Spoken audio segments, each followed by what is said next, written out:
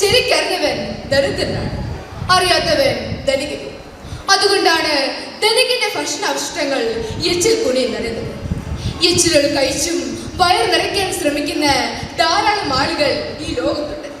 അവർക്ക് ഒരൊറ്റ ലക്ഷ്യമേ ഉള്ളൂ, ജീവൻ നിലനിർത്തുക.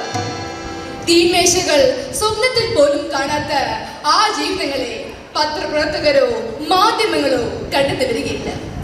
എന്നാൽ ഈ ദയനീയതയെ പുറം ലോകത്തെ അറിയിക്കാൻ ശ്രമിച്ച ഒരു ഫോട്ടോ ജേർണലിസ്റ്റിന്റെ കഥയാണ് ഞാനിവിടെ കഥാപ്രസംഗമായി ആവിഷ്കരിക്കുന്നത്.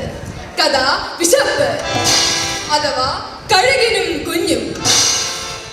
ശവനീനി കഴുകന്റെ രൂക്ഷഭാവം തീർക്കുവാനുള്ള ആർദ്രതാവം ചത്തു ചരിയുന്ന കുഞ്ഞുദേഹം കുത്തി വലിക്കുവാൻ കണ്ണും നട്ട്.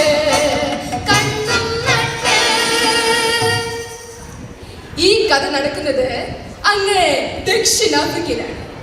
ഇരുണ്ട ഭൂഖണ്ഡമെന്ന് പരക്കെ അറിയപ്പെടുന്ന ആഫ്രിക്ക ഒരു പട്ടിണി രാജ്യം. ഏറെ ഭാഗം ആളുകളും വെറും അസ്ഥികൂടം. ശരീരത്തിൽ ചെറിയ തുടുപ്പുണ്ടെന്ന്. സുഡാൻ, എത്യോപ്യ, അയോ ഇവിടെയുള്ള ആളുകളുടെ അവസ്ഥയാണ്. പ്രിയരെ, 26 വർഷങ്ങൾക്ക് മുമ്പുള്ള ഒരു മാർച്ച് മാസം, അതെ 1993 ഐക്യരാഷ്ട്രസഭയുടെ ഒരു സന്ദേശം ജോഹന്നസ്ബർഗിലെ ഒരു ക്ലബിലെത്തി. പത്രപ്രവർത്തകരുടെയും ഫോട്ടോ ജേർണലിസ്റ്റുകളുടെയും ഒരു ക്ലബാണ്. സന്ദേശം മറ്റൊന്നുമല്ല, പട്ടിണിയിൽ പൊരിയുന്ന രാജ്യമായ അയോധ്യയിലേക്ക് ഐക്യരാഷ്ട്രസഭ ഭക്ഷണം വിതരണം ചെയ്യുന്നു. അതിന് വാർത്തയും ഫോട്ടോയും എടുക്കാനായി കുറച്ചു പേരുടെ ക്ഷണം. ആ ക്ഷണം സ്വീകരിച്ച് ക്ലബ് ചുമതലപ്പെടുത്തിയ വ്യക്തിയാണ് കെവിൻ കാർട്ടർ, അതിപ്രശസ്തനായ ഫോട്ടോഗ്രാഫർ. അനുപമ സുന്ദരനാണു കെവിൻ, ആരാധകരും ഗണപതിയായി. അനുപമ സുന്ദരനാണു കെവിൻ, ആരാധകരും ഗണപതിയായി. അപൂർവ സുന്ദര ചിത്രമൊരുക്കും അത്യാകർഷക ദൃശ്യങ്ങൾ, അത്യാകർഷക ദൃശ്യങ്ങൾ. ഒരു വെള്ളക്കാരന് നീഗ്രോ യുവതിയിലുണ്ടായ മകനാണ് കെവിൻ. ഒരു സങ്കര സന്തതി. എന്നാൽ രൂപഭാവങ്ങൾ കറുത്തവിടുതയല്ല, നീഗ്രോ പ്രകൃതമേ അല്ല. അവരുടെ രൂപം നമുക്കറിയാമല്ലോ. കറുത്ത നിറം, തടിച്ച മൂക്ക്, മലർന്ന ചുണ്ട്, കുറുകിയ തലമുടി, ഇതൊക്കെയാണല്ലോ. എന്നാൽ കെവിൻ അങ്ങനെയല്ല. തനി വെളുമ്പൻ, 33 വയസ്സ് പ്രായം. ഫോട്ടോ ജേർണലിസം പാസ്സായ അദ്ദേഹം മീഡിയകളുടെ ഇഷ്ടതാരമാണ്. അങ്ങനെയാണ് അയാൾ ഫോട്ടോ എടുക്കാനായി നിയോഗിക്കപ്പെട്ടത്. ഭക്ഷ്യസാധനങ്ങളുമായി അവർ ആ വിമാനത്തിൽ യാത്ര ചെയ്തു. തോളിൽ തൂങ്ങുന്ന നിക്കോൺ ക്യാമറ. ആ വിമാനം ആകാശവീതിയിലൂടെ പറന്ന് താഴ്ന്ന് അയോധ്യ ലാൻഡ് ചെയ്തു. ആ ലൈറ്റ് ടെലിഗ്രാഫ് കണ്ട് മാത്രമേ വിശപ്പിന്റെ കൂടുകൾ ഓടിയെടുക്കുകയായി. അസ്ഥിക്കൂടുകളോടെ കൂടി ശേഷം നശിച്ച മനുഷ്യർ, അസ്ഥിക്കൂടുകളോടെ കൂടി ശേഷം നശിച്ച മനുഷ്യർ. ആഹാരത്തിന് കൈകൾ നീട്ടി ജീവൻ നിലനിർത്താനായി, ആഹാരത്തിന് കൈകൾ നീട്ടി ജീവൻ നിലനിർത്താനായി, ജീവൻ നിലനിർത്താനായി. ഭക്ഷണ പൊതികൾ വിതരണം ചെയ്യുന്നതിന് മുമ്പ് യുവൻ അധികാരികളുടെ ഒരു മുന്നറിയിപ്പുണ്ടായി. അറ്റൻഷൻ, നിങ്ങളെല്ലാവരും ഒരു കാര്യം ശ്രദ്ധിക്കുക. മരണത്തോടടുക്കുന്ന ഇവിടുത്തെ ആളുകൾ പലവിധ രോഗങ്ങൾക്കും ഉറവിടമാണ്. അതായത് അവർ രോഗവാഹികളാണ്. അതുകൊണ്ട് അകലം പാലിക്കുക. ഇവിടെ 30 മിനിറ്റ് മാത്രമാണ് സമയം. അങ്ങനെ ഫോട്ടോ എടുക്കാൻ ചുമതലപ്പെട്ടവർ താഴേക്ക് ഇറങ്ങി. ചിലർ മറ്റ് ഫോട്ടോ എടുക്കാനുള്ള തിടുക്കത്തിലാണ്. കെവിൻ തന്റെ ക്യാമറ റെഡിയാക്കി ചുറ്റും നോക്കി. ഒരു നിമിഷം അയാൾ നടുങ്ങി നിന്നു.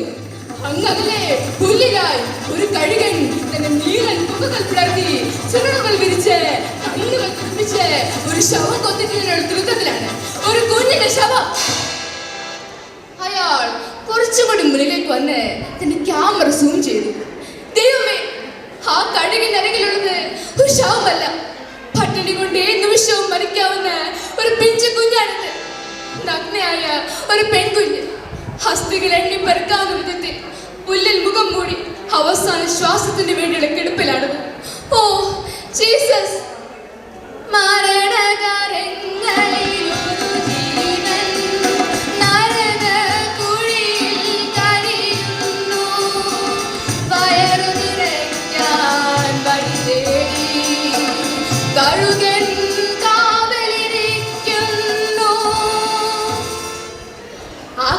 സംഭവിച്ചാൽ അടുത്ത ക്ഷണം ആ കഴുകൻ ആ കുഞ്ഞിന് ശവകുത്തി പറക്കും. അങ്ങനെ സംഭവിച്ചാൽ എനിക്ക് ലഭിക്കാൻ പോകുന്നത് ഒരു ഫോട്ടോ ആയിരിക്കും.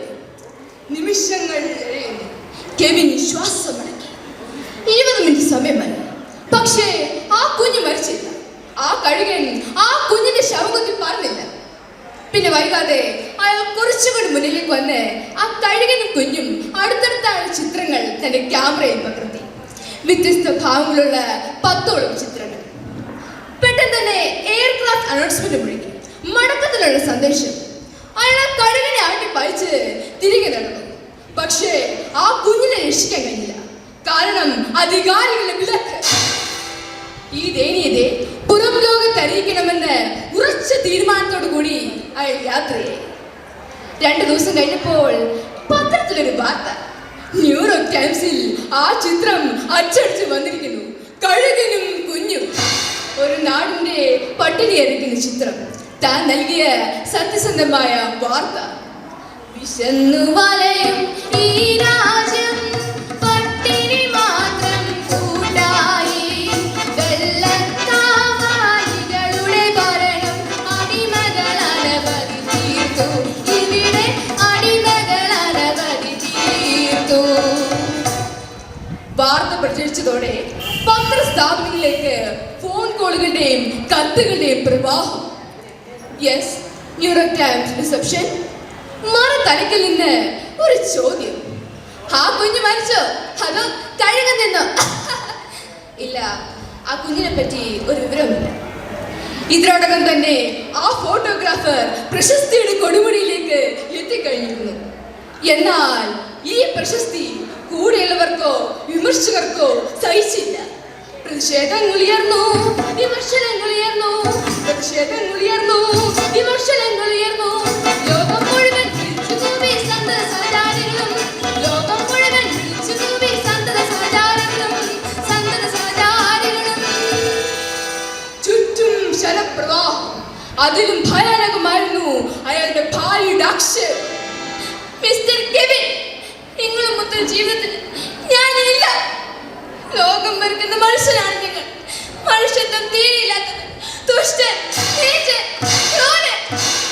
മനുഷ്യത്വമില്ലാത്ത നിങ്ങളുടെ കൂടെ ഇതിന്റെ മൂലം ജീവിക്കേണ്ട അവനെ ഞാൻ കൊണ്ടുപോകുന്നു.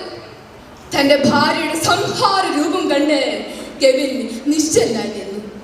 അടുത്ത ക്ഷണം ആ വെള്ളക്കാരി മദാമ തന്റെ 5 വയസ്സായ മകനെ കൊണ്ട് വെളിയിലേക്ക് പോയി. ഒരു അക്ഷരമില്ലാതെ കെവിൻ തന്റെ ഭൂതകാലത്തിലേക്ക് മിഴിനട്ടു. പ്രണയിനിയായിരുന്നു അവൾ, ആരാധികയായി ഇരുന്നു വന്നു. പ്രണയിനിയായിരുന്നു അവൾ, ആരാധികയായി ഇരുന്നു വന്നു. ഗ്ലോറിയ, നീ എന്നെ സ്നേഹിച്ചത് ഞാൻ എടുത്ത ചിത്രങ്ങൾ കൊണ്ട് തന്നെ. എത്രമാത്രം നീ എന്നെ സ്നേഹിച്ചിട്ടുണ്ട്, പുകഴ്ത്തിയിട്ടുണ്ട്. ഗ്ലോറിയ, നീ എന്നെ സ്നേഹിച്ചതും വെറുത്തതും ഞാൻ എടുത്ത ചിത്രങ്ങൾ കൊണ്ട് തന്നെ. ഗ്ലോറിയ, എൻ്റെ പ്രിയപ്പെട്ട ഗ്ലോറിയ. പിന്നീടുള്ള അയാളുടെ ജീവിതം നിരാശജനകമായിരുന്നു. പ്രിയരെ, കെവിൻ കാർട്ടർ എന്ന വിശ്വ ഫോട്ടോഗ്രാഫർ ഇതിനോടകം തന്നെ ഒരു വിഷാദ രോഗിയായി മാറിക്കഴിഞ്ഞിരുന്നു. അസ്വസ്ഥമായ ആ നിമിഷങ്ങളിൽ അയാളുടെ കാതുകളിലേക്ക് ഒരു സന്തോഷ വാർത്ത ഓടിയെത്തി. ആ വർഷത്തെ പുലിറ്റ്സർ പുരസ്കാരം കെവിൻ കാർട്ടറിന്. അതും അയാളെടുത്ത ആ ചിത്രത്തിന്, കഴുകനും കുഞ്ഞും. എന്നാൽ ഇതൊന്നും അയാളെ സന്തോഷിപ്പിച്ചില്ല. ഒരു പ്രഭാതത്തിൽ കെവിൻ ഉണർന്നത് ഒരു കോളിംഗ് ബെല്ലിന്റെ ശബ്ദത്തിലാണ്. വാതിൽ തുറന്നു നോക്കിയപ്പോൾ തന്റെ കണ്ണുകളെ വിശ്വസിക്കാൻ കഴിഞ്ഞില്ല. ഒരു ചുവന്ന റോസാപ്പൂവുമായി തന്റെ കൊച്ചുമോൻ. ഡാഡി, അഭിനന്ദനങ്ങൾ ഡാഡി. സന്തോഷമടക്കാനാവാതെ ആ ഫോട്ടോഗ്രാഫർ ആ കുഞ്ഞിനെ വാരിയെടുത്തുമ്മ വച്ചു. താരിളം കവിളിൽ താലോലം അച്ഛനു നൽകിയ പുഞ്ചിരിപ്പൂക്കൾ ആ ഹൃദയത്തിൻ കുളിരലയായി, കുളിരലയായി. മോനെ, നീ ഒറ്റയ്ക്കാണോ വന്നത് അതോ കൂടെ ആരെങ്കിലും? ഇല്ല ഡാഡി, ഞാൻ ഒറ്റയ്ക്കാ വന്നത്.